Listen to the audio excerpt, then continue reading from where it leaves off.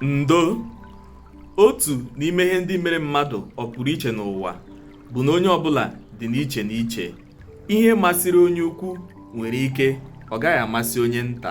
Ọ bụrụ n'ihi ebe mmadụ si pụta, usoro ọzụzụ na usoro uto ya.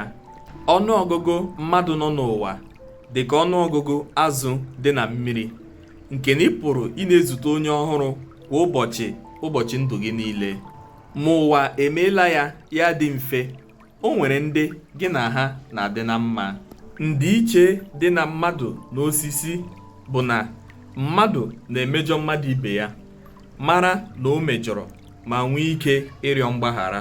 Na mmadụ na ibe ya na-adịkwanụ na mma bụ eleta aghara. Ma mmekọrịta mmadụ na ibe ya bịa dị iche taa.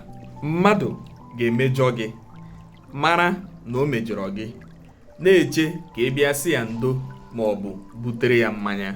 A sị na adị na mma mmadụ abụọ bụ otu onye ji ya, ma o nweghị mgbe a sị otu onye ahụ ya nwụọ.